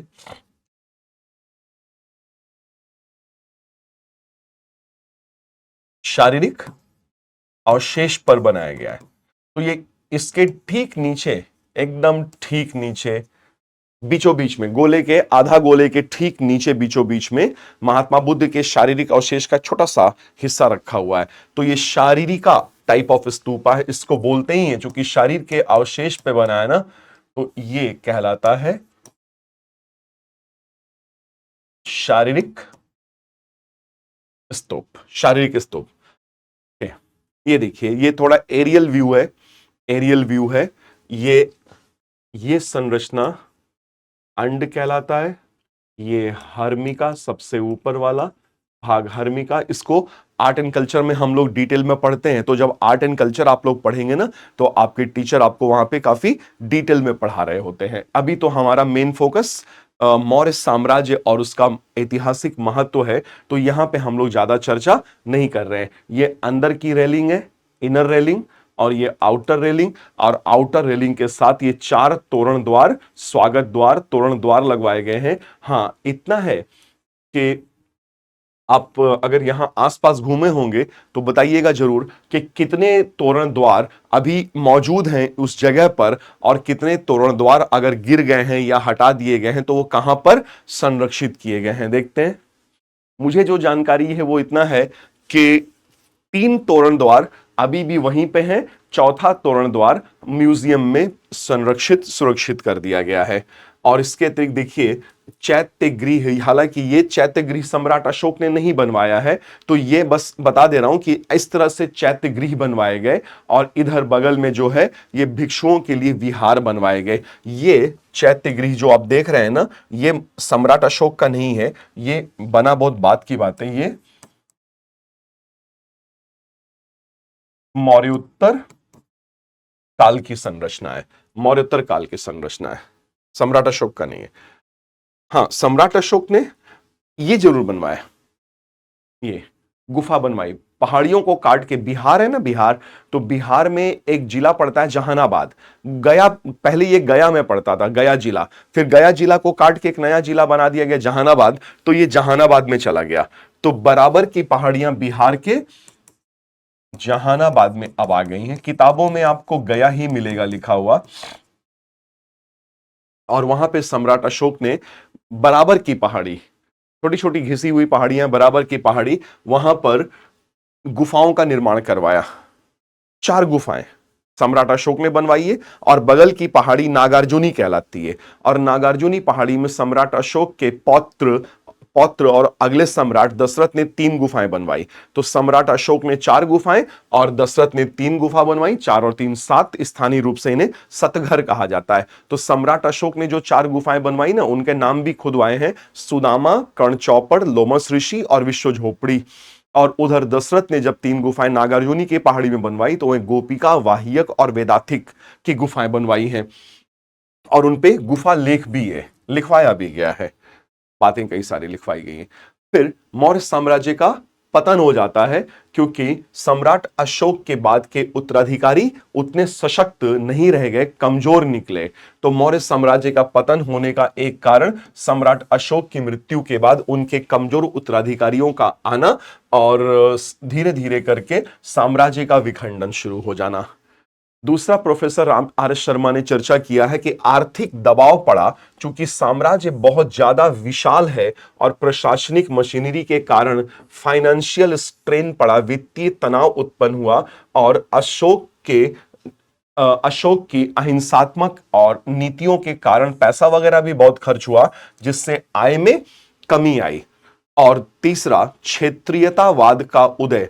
तो मतलब ये कि जैसे जैसे केंद्रीय सत्ता कमजोर होती जाती है, कई क्षेत्रीय स्थानों पर शासक कुछ लोग स्वतंत्र हो जाते हैं और जैसे उत्तर पश्चिम भारत में या पश्चिमोत्तर भारत में यूनानियों का हमला होना, तो जैसे ही कमजोर पड़ेगा साम्राज्य, ताबड़तोड़ आक्रमण होना शुरू हो गए उत्तर पश्चिमी भारत से। सबसे पहले जिन्होंने आक्रमण किया वो यूनानी लोग थे, यूनानियों का आक्रमण हो गया। और इधर जो अंतिम मौर्य राजा थे बृहद्रथ, तो बृहद्रथ की हत्या कर दी उन्हीं के सेनापति, ब्राह्मण सेनापति पुष्यमित्र शुंग ने, और इन्होंने शुंग राजवंश की स्थापना कर ली और इस प्रकार से मौर्य साम्राज्य प्रतिस्थापित हो जाता है। ठीक है, यह था मौर्य साम्राज्य का पतन। और मौर्य साम्राज्य के पतन के बाद अगर हम लोग मौर्य साम्राज्य का राजनीतिक महत्व देखें, तो इसका बड़ा राजनीतिक महत्व क्या है? एक बहुत बड़ा राजनीतिक महत्व यह है कि पहली बार भारतीय इतिहास में, क्या ना, भारतीय इतिहास में पहली बार ऐसा हुआ था कि पूरे ऑल इंडिया लेवल पर एक राज्य, एक साम्राज्य बना था। यानी कि पूरे भारतीय उपमहाद्वीप को एक सूत्र में बांध दिया गया था। तो इसका पहला राजनीतिक महत्व तो यही है कि यह अखिल भारतीय साम्राज्य था। इसके पहले पूरे भारतीय उपमहाद्वीप को कभी भी एक सूत्र में पिरोया या एक सूत्र में बांधा ही नहीं गया था। तो मौर्य साम्राज्य भारतीय उपमहाद्वीप का पहला विशाल केंद्रीकृत साम्राज्य था, जिसने विभिन्न भौगोलिक और सांस्कृतिक क्षेत्रों को एक छत्र के नीचे एकीकृत कर दिया था, है ना। और मैंने जैसा कि अभी आपको बताया या हमने आपस में चर्चा किया कि यह साम्राज्य उत्तरी भारत से लेकर दक्षिण के कुछ हिस्सों तक, कर्नाटक तक, कश्मीर से कर्नाटक तक विस्तारित था, जिसमें वर्तमान पाकिस्तान और अफगानिस्तान के कुछ क्षेत्र भी शामिल थे, क्योंकि ये बांग्लादेश से अफगानिस्तान तक भी विस्तारित है। ठीक है, और ये जाना गया पहला अखिल भारतीय साम्राज्य होने के अलावा यह जाना गया अपने अत्यधिक केंद्रीकृत प्रशासनिक प्रणाली की वजह से, क्योंकि टॉप टू बॉटम एकदम केंद्र से स्थानीय स्तर पर पूरा साम्राज्य केंद्रीकृत है। मतलब सम्राट के हाथ में पूरी सत्ता, पूरी कमांड है ना। अत्यधिक केंद्रीकृत प्रशासनिक प्रणाली थी मौर्यंस की, और नौकरशाही अधिकारियों की संख्या तो इतनी ज्यादा है कि पूछिए मत। और सिर्फ सोचिए, लेकिन पूछना पड़ेगा आर्थिक गतिविधियों के विनियमन को लेकर के कितने प्रकार के अध्यक्षों की नियुक्ति के विषय में बताया गया है कौटिल्य के अर्थशास्त्र में। कौटिल्य ने अपने अर्थशास्त्र में बताया है कि सिर्फ आर्थिक गतिविधियों का विनियमन करने के लिए 27 प्रकार के अध्यक्षों की नियुक्तियां की जाती थी। 27 प्रकार के अध्यक्ष नियुक्त किए जाते थे, सुप्रिटेंडेंट्स। और केंद्रीय स्तर पे देखिए, मुख्य कर संग्राहक, मुख्य कोषाध्यक्ष, समाहर्ता, सन्निधाता। सम्राट अशोक ने अपने अभिलेखों में बताया जिला स्तर के अधिकारी, प्रादेशिका, रज्जुका, युक्ता, जिला स्तर के अधिकारी। ग्राम के स्तर पे दो अधिकारी हैं, ग्राम के स्तर पे गोप और स्थानिक।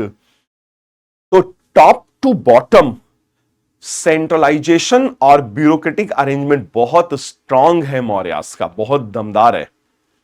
तो अगर हम लोग इसके प्रशासनिक ढांचे को देखेंगे तो देखिए, केंद्रीय, एकदम से केंद्रीय स्तर पर जो है समाहर्ता है और सन्निधाता है। समाहर्ता मुख्य कर संग्राहक अभी आया था, और सन्निधाता मुख्य सॉरी कोषाध्यक्ष, और इनके बाद जिला स्तर पे आएंगे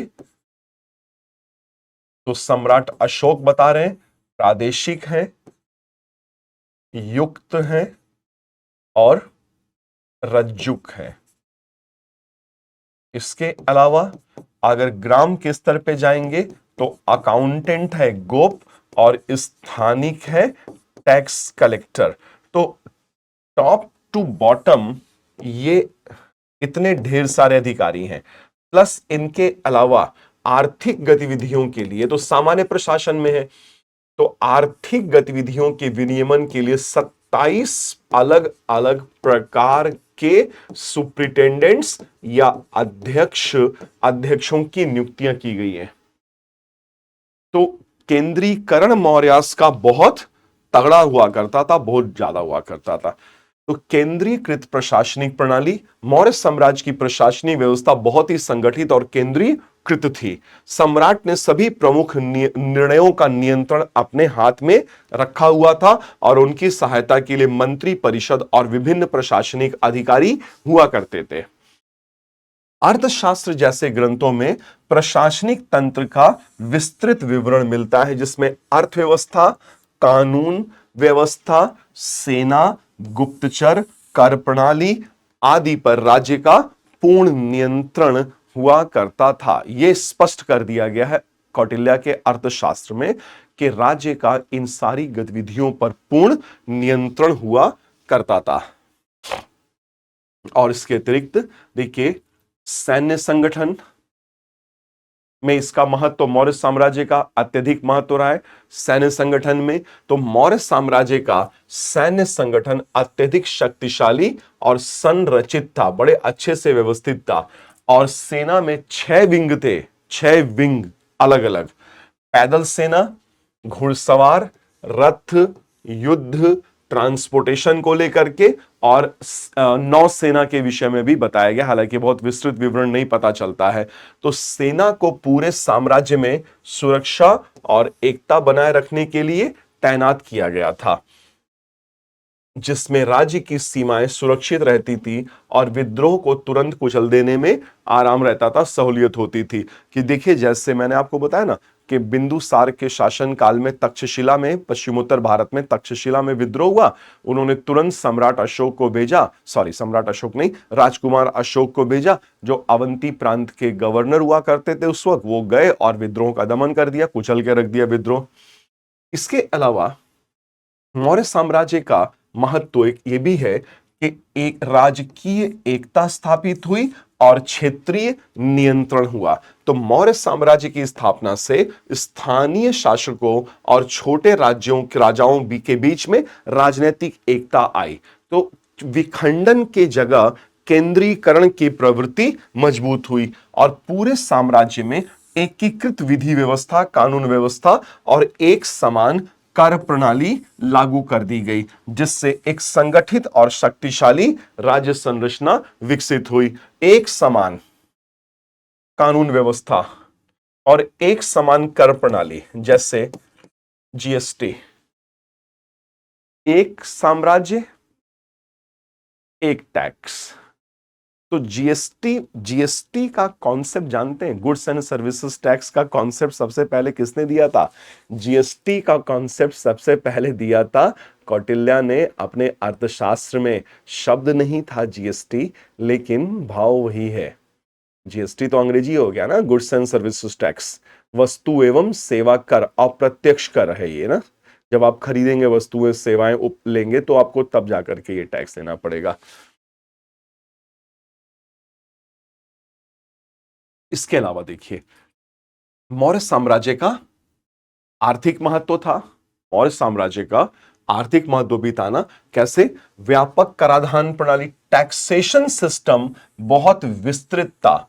तो टैक्सेशन सिस्टम हम यहां से सीखते हैं कि टैक्स कैसे लेना चाहिए, कितना लेना चाहिए, कैसे अरेंजमेंट करना चाहिए।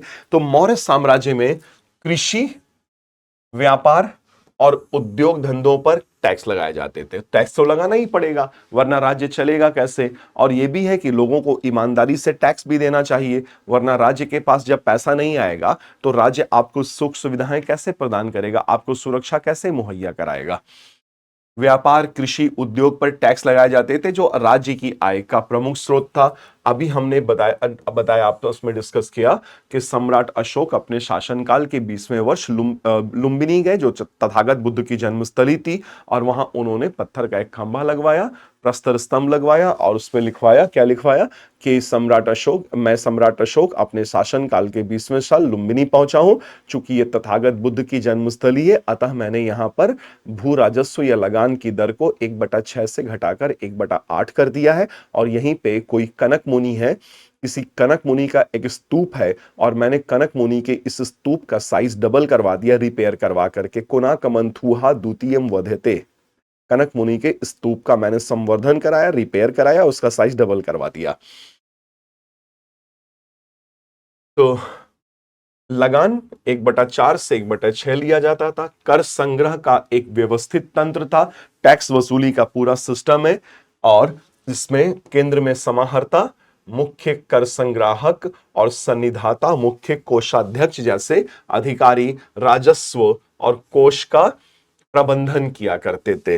राजकीय उद्योग एवं एकाधिकार का मतलब यह है कि कुछ गतिविधियों पर, आर्थिक गतिविधियों पर राज्य ने, या ज्यादातर आर्थिक गतिविधियों पर राज्य ने अपना पूरा नियंत्रण कर रखा था। नमक, खनिज, वन उत्पाद जैसे उद्योगों पर राज्य का मोनोपोली होता था, एकाधिकार होता था।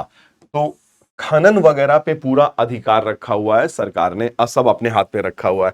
इससे न केवल आर्थिक लाभ होता था, बल्कि गुणवत्ता मानकों को भी बनाए रखा गया था। क्वालिटी कंट्रोल करना भी सरकार ने अपने हाथ में ही रखा हुआ था। तो व्यापार और वाणिज्य को प्रोत्साहन दिया गया। तो मौर्य काल में सड़कों और व्यापारिक मार्गों का विकास हुआ, जिससे अंतरराज्यीय और अंतरराष्ट्रीय यानी कि सुदूरवर्ती व्यापार को बढ़ावा मिला। तो जब सड़कें वगैरह बनाई जाएंगी, रिपेयर किया जाएगा, लोगों को, व्यापारियों को आवाजाही में, कारवां को आवाजाही में आसानी होगी, तो व्यापार वाणिज्य तो बढ़ेगा ही बढ़ेगा। तो व्यापार वाणिज्य के लिए इंफ्रास्ट्रक्चरल डेवलपमेंट करना, आधारभूत संरचना का विकास करना बहुत ज्यादा आवश्यक, बहुत ज्यादा जरूरी होता है। और देखिए, जैसे मौर्यों ने किया, वर्तमान में हमारी सरकार, हमारे प्रधानमंत्री जी, हमारे विशेष तौर पे भूतल परिवहन मंत्री, वो कितना बढ़िया काम कर रहे हैं। कितनी सारी सड़कें, कितनी अच्छी चीज, चमचमाती सड़कें, बेहतरीन हाईवेज, एक्सप्रेसवेज बनाए जा रहे हैं। इससे व्यापार वाणिज्य को बढ़ावा मिलता है, चाहे वो स्थानीय स्तर पे हो या दूरवर्ती स्तर पे हो। और इससे फिर शहरीकरण को भी तो बढ़ावा मिलता है ना। फिर पाटलिपुत्र एक बड़ा शहर, तक्षशिला जैसे बड़े बड़े शहर व्यापारिक केंद्र बने। तो मौर्य काल में पश्चिमी एशिया और भूमध्य सागर के क्षेत्रों के साथ व्यापारिक संबंध स्थापित किए गए। दूर दराज के क्षेत्रों, वेस्ट एशिया, भूमध्य सागर के क्षेत्रों के साथ व्यापारिक संबंध स्थापित किए गए। सम्राट अशोक के समय में विदेशी, बाहर से राजपूत लोग आ रहे हैं, और व्यापारिक प्रतिनिधियों का आना जाना लगा रहता था। लोग आते थे, लोग जाते थे, व्यापारिक गतिविधियां चलती रहती थी, और इससे साम्राज्य को लगातार रेवेन्यू मिलता रहता था, राजस्व की प्राप्ति लगातार होती रहती थी। और व्यापार और वाणिज्य जब बहुत अच्छा चलता है ना, तो व्यापार वाणिज्य को आसान कराने के लिए, आसान बनाने के लिए आपको एक स्टैंडर्ड कॉइनेज सिस्टम की जरूरत पड़ती है, मुद्रा व्यवस्था की जरूरत पड़ती है। तो मौर्य सम्राटों ने भारी मात्रा में, बड़ी संख्या में सिक्के चलाए। यद्यपि कि इनके सिक्के चांदी और तांबे के होते थे, स्वर्ण सिक्के मौर्यों ने नहीं चलाए, ध्यान रखिएगा, स्पष्ट रूप से कह रहा हूं। इनके सिक्के जो होते थे ना, सम्राट अशोक या उनके पहले वाले सम्राटों ने जो भी सिक्के चलाए, उन्हें हम और आप आज के दौर में या इतिहासकार कहते हैं आहत सिक्के। आहत सिक्के कहते हैं। ये मुख्यतः आहत सिक्के मुख्यतः चांदी के व कुछ आहत सिक्के तांबे के बने होते थे, तांबे के। और इन पे इन सिक्कों पे तो कोई भी लेख नहीं है, कोई लेख नहीं, और ना ही किसी की कोई आकृति छपी हुई है। तो ना लेख है ना आकृति है। इससे किसने सिक्के जारी किए, जारी करता कौन है, इसके बारे में पता कर पाना काफी ज्यादा जटिल, मुश्किल हो जाता है। लेकिन इतना तो हमें समझ में आ ही रहा है कि बड़ी संख्या में सिक्के चले थे। और अगर हम लोग तुलनात्मक अध्ययन करें, जैसे बौद्ध ग्रंथ लें, तो प्रारंभिक बौद्ध ग्रंथ जो है,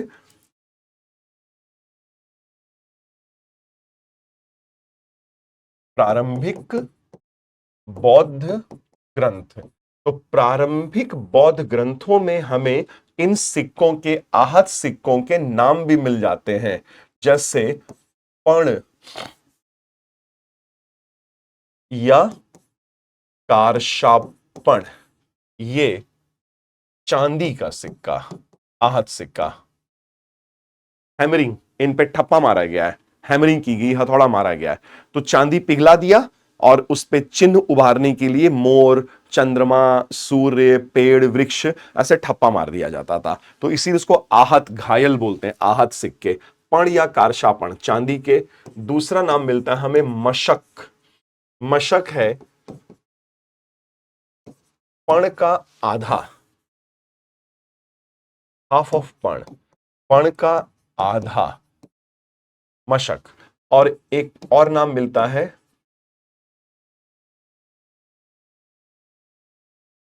कांकड़ी। ये था पण का 1/4 भाग, चौथाई भाग, पण का चौथाई भाग। तो अगर पण या कारशापण चांदी का सिक्का है, इसको 1 रुपया मान लीजिए, तो पण हो गया 1 रुपया, तो मशक हो गया 8 आना, अठन्नी, और ये हो गया चवन्नी, कांकड़ी है। तो पण, मशक और कांकड़ी है, ये उस समय सिक्कों के नाम थे। सिक्कों के ये नाम सिक्कों पर नहीं लिखवाए गए हैं, ये बौद्ध ग्रंथों से हमें तुलना करने पर पता चल पाता है। ठीक है। और साम्राज्य का सामाजिक और धार्मिक महत्व, सम्राट अशोक तो खुद ही सामाजिक सहिष्णुता की बातें कर रहे हैं कि मिलजुल के रहो, लड़ाई झगड़ा मत करो, मारपीट मत करो, एक दूसरे का सम्मान करो, धार्मिक भावनाओं का आदर करो, जिनकी आवश्यकता हमेशा और हर समय आज भी बनी हुई है। तो धार्मिक सहिष्णुता और सामाजिक एकता का भाव होना चाहिए। सम्राट अशोक ने कलिंग युद्ध के बाद बौद्ध धर्म को अपनाया, और महत्वपूर्ण बात वो नहीं, महत्वपूर्ण बात यह, धम्म की नीति का पालन किया, नैतिक आचार संहिता को फैलाया अपने साम्राज्य में और दूर दूर तक। विभिन्न, क्या सिखा रहे हैं हमें, विभिन्न धर्मों के प्रति सहिष्णुता होनी चाहिए, टॉलरेशन होना चाहिए, संदेश दिया। और एकता की भावना कि हम मिलजुल करके रहेंगे, सारे समुदाय, धर्मों और भाषाओं के मानने वाले लोग जब हम मिलजुल करके रहेंगे, तो हम अपने देश को और मजबूत और सुपर पावर बनाने की दिशा में अग्रसर होंगे।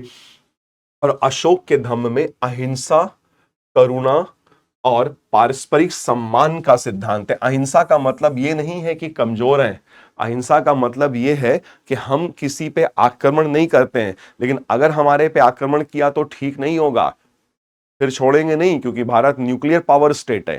तो हमारी जो नाभिकीय आयुध नीति है वो है नो फर्स्ट यूज, प्रथम प्रयोग नहीं करेंगे नाभिकीय आयुधों का।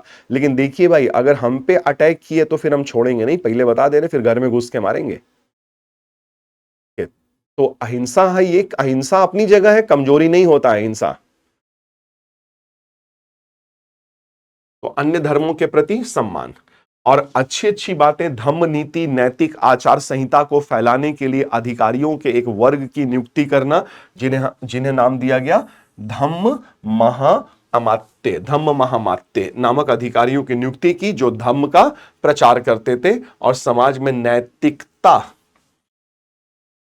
और अच्छा आचार, सदाचार को बनाए रखने का कार्य करते थे।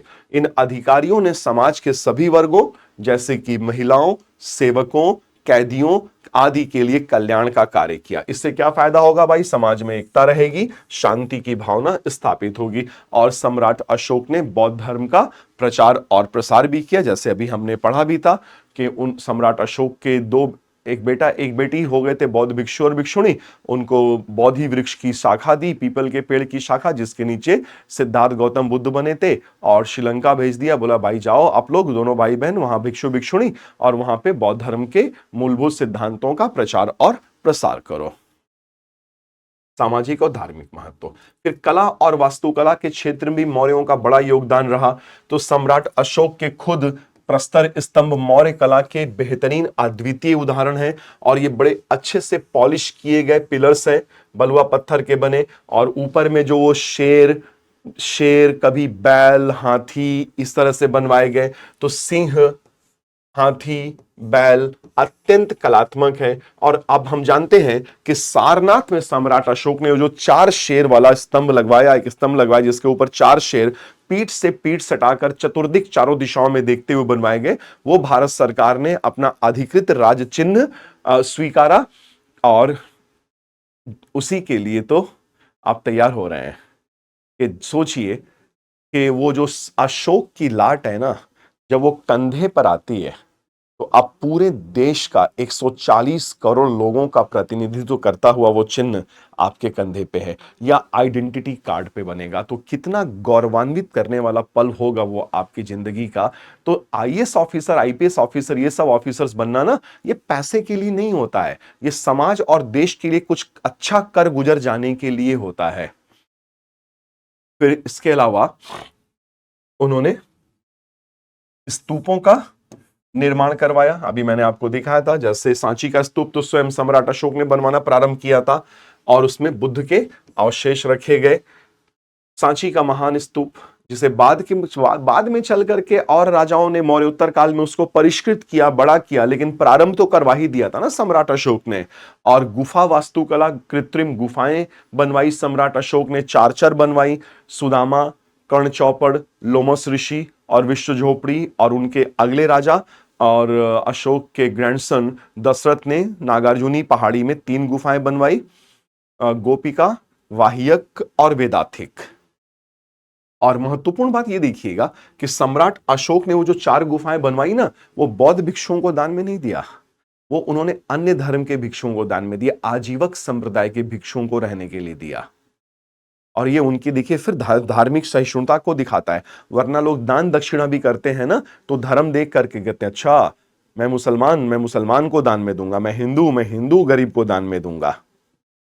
लेकिन सम्राट अशोक के सपने इतनी संकीर्ण मानसिकता नहीं है, बहुत बहुत बड़ी बहुत शानदार मानसिकता के सम्राट हुए। और मूर्ति कला और प्रतीकात्मकता, तो जो स्तंभ लगवाए प्रस्तर स्तंभ, उसके ऊपर जो उन्होंने जानवर लगवाए ना, पशु शीर्ष, वो कुछ ना कुछ संकल्पना के साथ लगवाए गए हैं, बिना बात के नहीं लगवा दिए गए हैं। जैसे देखिए, शेर शक्ति और राजत्व का प्रतीक होता है, शक्ति का प्रतीक। हाथी धैर्य का प्रतीक है और बुद्धिमत्ता का भी, हाथी बड़ा बुद्धिमान जानवर होता है। बैल शक्ति और हल खींचना, कृषि का प्रतीक, ठीक है ना। तो मौर्य कला में इन प्रतीकों का गहन धार्मिक और नैतिक महत्व हुआ करता था। तो इस प्रकार से देखिए हम देख रहे हैं ना कि मौर्य साम्राज्य जो बना, उसने बहुत दूर तक अपना भारतीय इतिहास में अपना असर छोड़ा, ना केवल राजनीतिक, प्रशासनिक, आर्थिक, बल्कि धार्मिक, सामाजिक और सांस्कृतिक क्षेत्र में भी महती योगदान दिया। तो ये 2 चैप्टर हो गए प्रोफेसर रामशरण शर्मा की टेक्स्ट बुक से क्लब करके एक साथ हमने चर्चा कर लिया मौर्यों का इतिहास और मौर्य साम्राज्य का महत्व। ठीक है, अगले सेशन में फिर से हम लोग जब मिलेंगे तो आगे के चैप्टर्स को लेंगे रामशरण शर्मा के प्राचीन भारत। चलिए ध्यान रखिएगा आप लोग, अपना अच्छे से पढ़ाई करते रहिएगा, मेहनत करते रहिएगा, हिम्मत नहीं हारना है, आगे बढ़ते रहना है, और वही जब तक तोड़ेंगे नहीं तब तक छोड़ेंगे नहीं। बिल्कुल संभव है, हम और आप मिलकर के चलेंगे, इस संभव बैच को आगे बढ़ाएंगे, जी तोड़ मेहनत करेंगे और हम आपके सिलेक्शन को जरूर संभव बना देंगे। चलिए आप लोग अपना ख्याल रखिएगा। Thank you so much, thanks a lot.